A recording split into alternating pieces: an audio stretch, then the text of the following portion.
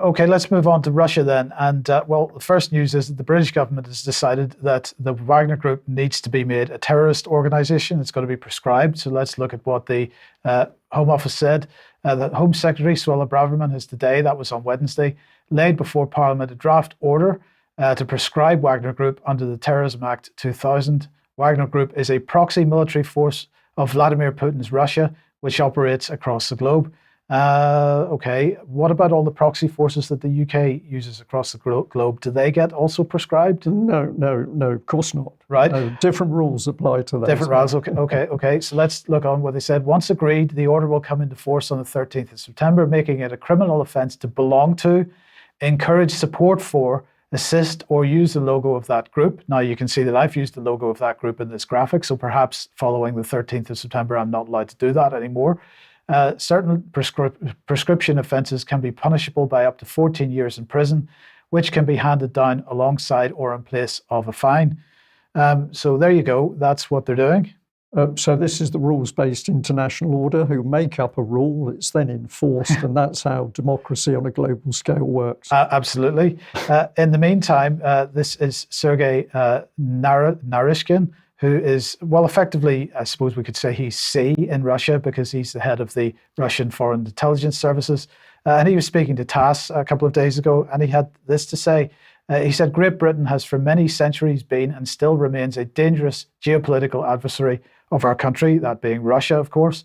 The many wars and conflicts that were triggered in Europe involving Russia against its interests can often be traced back to London.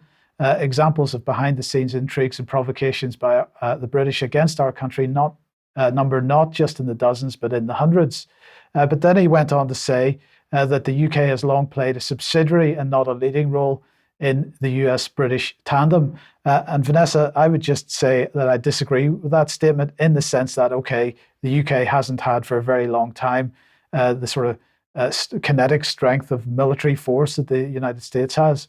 But Britain has always played this sort of manipulation role in encouraging other people to act as its proxy. And I would then ask, in fact, do we prescribe the entire United States military? Because it has been acting, in my view, as a British proxy in many ways for quite a long time.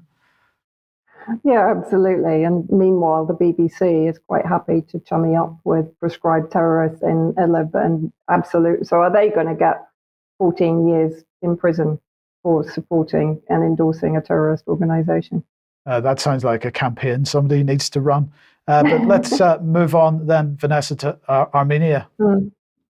Well, I mean, I first of all immediately have to say I'm not an expert in Armenia, but there is a large Armenian community inside Syria itself. And I rely very much on a dear friend and colleague, Kevork Almasyan, whose report I've included in mine. And you know, people should follow him. He has a very clear indication that there is about to be an escalation in the conflict between Armenia and Azerbaijan, of course, with the hands of Israel and Turkey in Azerbaijan. Particularly, Israel is supplying the majority of the weapons to Azerbaijan. But also internally, Pashinyan, the Prime Minister, Nikol Pashinyan of Armenia in Yerevan, has for a long time actually been working on behalf of NATO, trying to frustrate the Russians to the extent where they abandon the region. And that includes, of course, giving up their military base on the border with Turkey. So here, this was back in May 2023. Nikol Pashinyan was quoted on Monday indicating sweeping changes in his country's policy vis-a-vis its arch-foe Azerbaijan and its ally Russia. Armenia is ready to recognize the Nagorno-Karabakh enclave as part of Azerbaijan. So basically Pashinyan, who has already ceded strategic territory, particularly in the heights of Armenia, which gives Azerbaijan a military advantage from which they have already been shelling and firing on Armenia for some time now. If Baku in Azerbaijan guarantees the security of its ethnic Armenian population.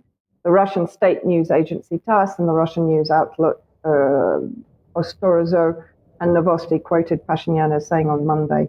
So basically, if we have a look at the map that shows very clearly this territory, Nagorno-Karabakh, in the circle, or Artsakh, as Armenians know it as.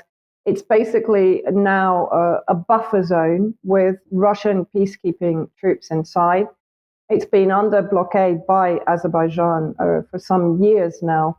And so basically, effectively, it's rather like Gaza. It is pretty much under blockade. It's constantly being fired on. Farmers currently are being fired on while they're trying to harvest their crops. And as I said, Pashinyan is believed to be working on behalf of NATO. So if he basically hands over this territory, that will mean that the Russian peacekeeping troops will leave that territory. This is a quick video that I've sort of edited slightly by Kevork, which will give you a little bit more background.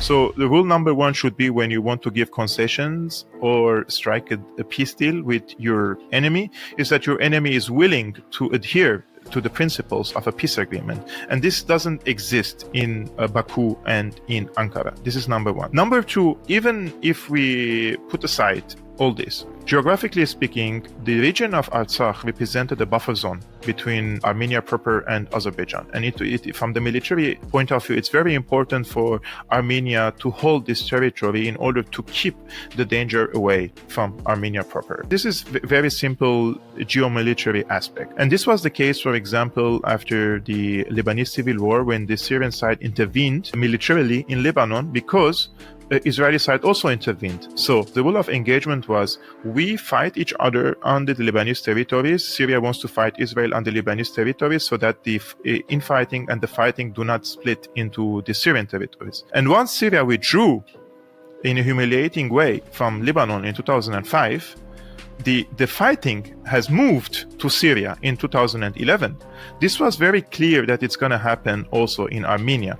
And I am saying this with a heavy heart. I do believe that there is going to be battles inside the Armenian territories when and or if the Armenians lose Artsakh completely.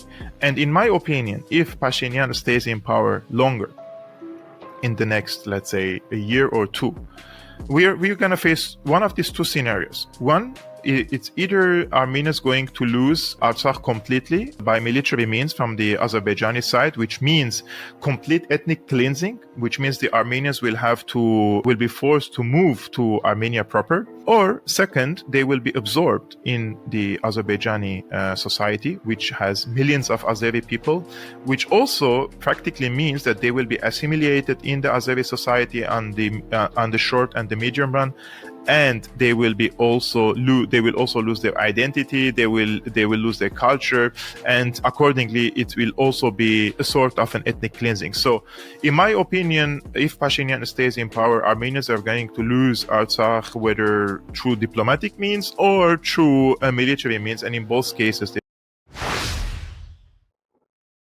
So basically what Kevork is saying is that there is an impending full-scale attack by Azerbaijan against Armenia, and I recommend that everybody watches this fascinating interview with Armenian Alison Tarmasian Muse, M-E-U-S-E, and also follow her on Twitter. Right now, there is an escalation.